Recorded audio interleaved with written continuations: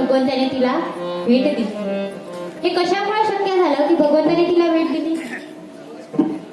कशामुळे झालं असेल? कशामुळे झालं की भगवंताने तिला घरी येऊन भेट दिली?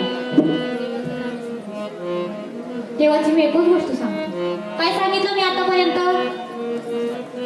काय सांगितलं? कोणाचंच लक्षात नाही का?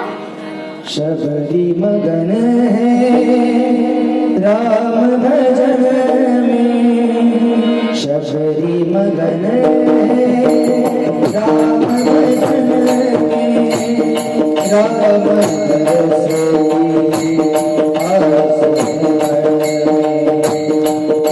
में, राम बरसे आस मन में, शबरी मगन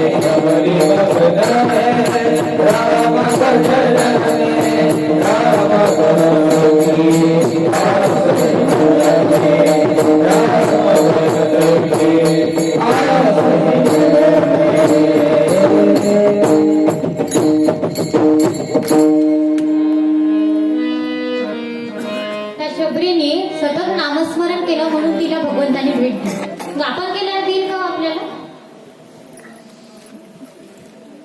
देईल का? भगवंत भेट देईल आपल्याला?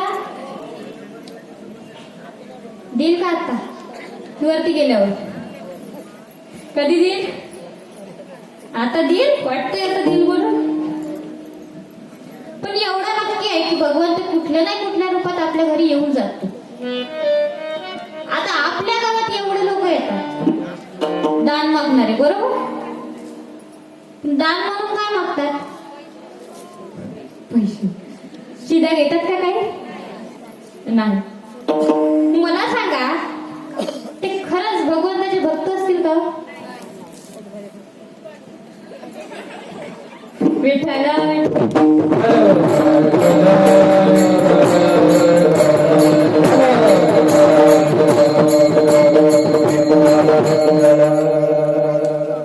बरोबर ना? ते भगवंताचे खरे भक्त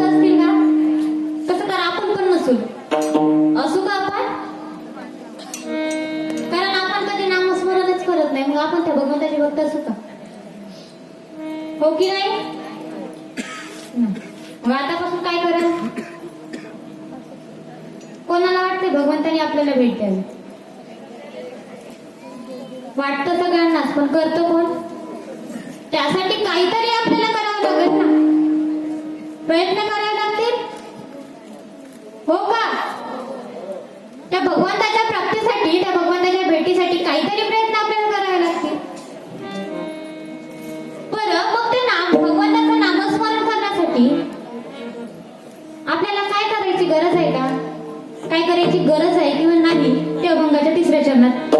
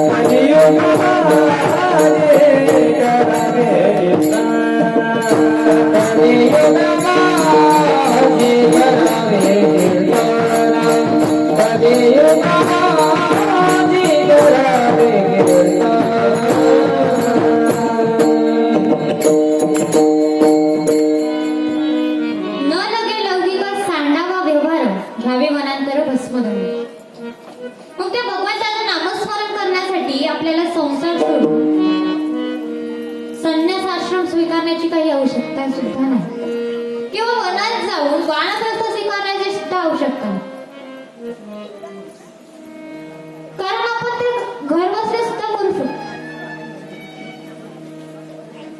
आपल्या रोजच्या दैनंदिन कामं करताना किंवा रोजची आपली जी उद्योग पाण्याची जी कामं असतात, कोणी आता बिझनेस करत असतील किंवा कोणी शेतात जात असतील किंवा घर कामं करत असताना सुद्धा तुम्ही नामस्मरण करू शकता. मग यासाठी संन्यास घेण्याची गरज आहे का? किंवा वनात जाऊन वानप्रस्थ स्वीकारण्याची गरज आहे का? आहे का? नाही. मग आपण आपल्या संसारात राहून सुद्धा परमार्थ करू शकतो. सोनी संसारी जीवे बेगुगरी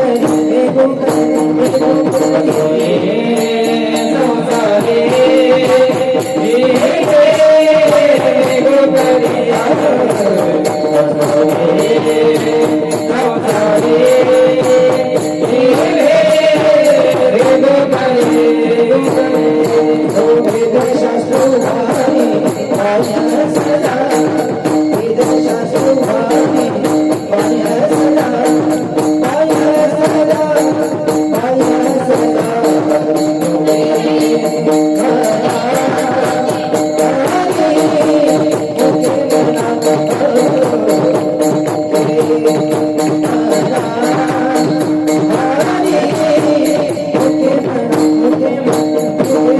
वेदशास्त्र उभारे पाया सदा वेदशास्त्र उभारे पाया सदा पाया सदा पाया सदा योगे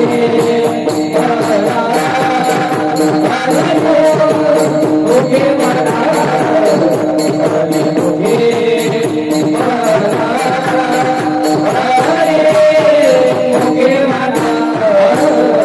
योगे मना असोने संसारी जीवे वेगुकर वेदशास्त्र उभारी भयस. संसारात असून सुद्धा आपण त्या भगवंताचं नामस्मरण करू शकतो.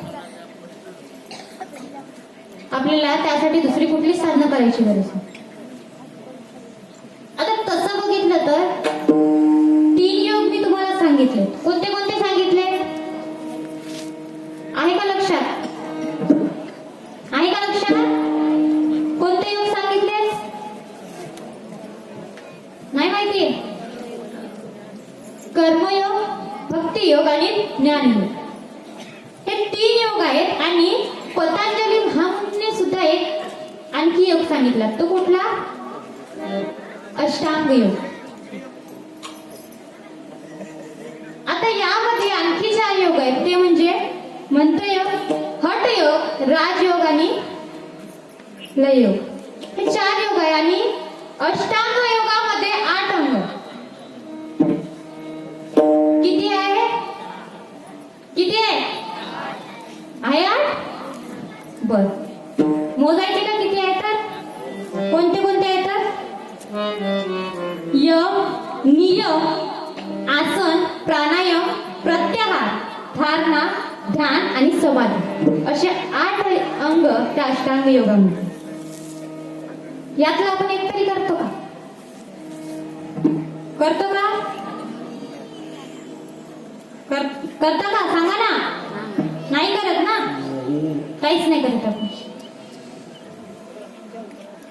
रोज सूर्य नमस्कार करता का कोणी? वेळच नाही. बरोबर ना? कोणी ध्यान करतात? आम्ही ध्यानच नाही करत तर समाधीत कसं जाणार? बरोबर, प्रश्नच येत नाही. बरोबर ना? पण असे 8 योग, 8 अंग त्या अष्टांग योगामध्ये सांगितले. अशा प्रकारे 4 योग आपण बघितले. तर त्यातील सर्वात श्रेष्ठ योग म्हणजे कोणता? कोणता असेल? कोणता असेल? मी 4 योग सांगितले बघा. कर्मयोग, ज्ञानयोग, भक्तियोग आणि अष्टांग योग. यातील श्रेष्ठ योग कोणता आणि सगळ्यात सोपा योग कोणता असेल बघा?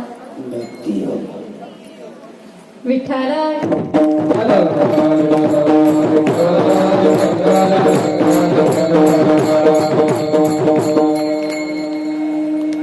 सर्वात सोपा आणि सरळ मार्ग म्हणजे भक्ती. त्यासाठी आपल्याला कुठलीही कष्ट जास्त घ्यायची गरज नाही. बरोबर ना? गरज आहे का काही? पण मला सांगा, आता नामस्मरण घेण्याकरता खूप शिक्षित असलं पाहिजे का? असं काही आहे का नियम? आहे का? नाही. शिक्षित असो किंवा अशिक्षित असो नामस्मरण घेऊ शकतो ना? नामस्मरण करू शकतो ना आपण? हो की नाही? विठ्ठल.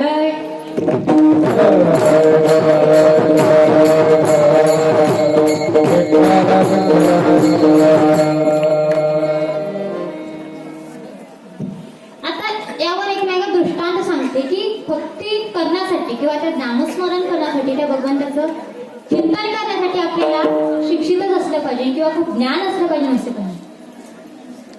एक शेतकरी होता. तो रोज ना विहिरीतून पाणी काढून आपल्या शेतातील पिकांना पाणी द्यायचा. पण तो खूप भाविक होता. त्याने एकदा कीर्तन तो एकदा कीर्तन ऐकायला गेला. तो एकदा कीर्तन ऐकायला गेला आणि त्याने त्या कीर्तनातील अभंगाची एक ओळी त्याच्या लक्षात राहिली. गैनी प्रसादे निवृत्ती द्या दातार ज्ञानच देवा सारं चोजली. काय शब्द होता शेवट? मी आता तुम्हाला ओळ सांगितली, त्यातील शेवट अक्षर कुठलं होतं? बरोबर. पण तो अशिक्षित किंवा अडाणी असल्यामुळे ना त्याच्या ते पाठ म्हणजे ती ओळ त्याच्या पाठ होऊन गेली. पण तो रोज सतत म्हणताना सोजवित नव्हता म्हणत, सोजवित असं म्हणत होता. मग एक दिवस ना एक शास्त्री किंवा एक शेठ तिथे आला, त्याच्या वनात आला. त्याला खूप तहान लागली होती. तो त्याच्या शेतात आला, त्याने विहिरीवर पाणी पिलं आणि त्याने ऐकलं की कोणीतरी चुकीचं उच्चारण करते. त्याला वाटलं कोणीतरी चुकीचं उच्चारण करतोय, म्हणून तो त्या शेतकऱ्याकडे गेला आणि त्या शेतकऱ्याला तो सांगू लागला, अहो तुम्ही हे जे बोलताय ते चुकीचं बोलताय, ते तुम्ही चुकीचं उच्चार, कारण ते चोजवित आहे. मग तुम्ही एकतर हे सुधरवा किंवा म्हणजे शुद्ध करा किंवा मग ते बोलणंच बंद करा किंवा मग ते सतत त्याचा उच्चार करणं बंद करा. मग ते शेतकऱ्याने त्याचं उच्चारण करणं बंद केलं. पण त्यांना खूप मनात खूप अपराधासारखं वाटू लागलं की आजपर्यंत आपण देवाचं उच्चारण केलं ते चुकीचं केलं, आपण आजपर्यंत देवाला शिव्या देत आलो, असं त्यांना पश्चाताप झाला. मग ते त्यांनी नामस्मरण बंद केलं आणि त्याच रात्री देवाला काही ते आवडलं नाही. देव त्या शास्त्रीच्या स्वप्नात गेला आणि त्याला सांगितलं की तू माझ्या भक्ताचं रोजचं दैनंदिन नामस्मरण बंद केलं, त्यामुळे आता तुला मी मारणार किंवा तुला मी आता सोडणार नाही. मग त्या भगवंताने त्याला सांगितलं, जर तुझा प्राण वाचवायचा असेल ना तर त्याला परत त्या शेतकऱ्याला परत त्याचं नामस्मरण सुरू करायला सांग. मग दुसऱ्या दिवशी तो शास्त्री परत त्या शेतकऱ्याकडे गेला आणि त्याला सांगू लागला, अहो तुम्ही जे उच्चारत होते तेच बरोबर आहे. मी माझं पुस्तक बघितलं, त्याच्यात मी बघितलं की माझंच चुकीचं होतं. तुम्ही बोलताय ते बरोबर आहे किंवा ते उच्चारण बरोबर आहे. मग परत त्या शेतकऱ्याने परत त्या नामस्मरण म्हणजे त्या शब्दाला सुरुवात केली. रोज तो म्हणायचा. मग मला सांगा, याच्यात भगवंताचं नामस्मरण करण्याकरिता किंवा शिक्षित अशिक्षित असं काही बघावं लागतं का? बघावं लागतं का? आता तो तेवढा शिक्षित शास्त्री असून त्याला भगवंताने त्याचं चुकलेलं, त्या शेतकऱ्याचं चुकलेलं असताना त्याला परत जाऊन तेच उच्चारण करायला सांगितलं. बरोबर का? कारण तो मनोभावे त्या भगवंताचं नामस्मरण म्हणून ते उच्चारण करत. भगवंताची प्राप्ती करायची असेल ना तर त्या भगवंताचं नामस्मरण करण्याकरता मनातून सदिच्छा असावी लागते, मनापासून ती इच्छा असावी लागते आणि निस्वार्थपणे त्या भगवंताचं जर नामस्मरण केलं ना तर तो भगवंत नक्कीच आपल्याला भेटते. मग मला सांगा, त्या भगवंताच्या प्राप्ती करता आणखी दुसरे कुठले उपाय आहे का? आहे की नाही? तेच तुकाराम महाराज सांगतात अभंगाच्या शेवटच्या शब्दात. तुका म्हणे माझा तुका म्हणे माझा तुका म्हणे माझा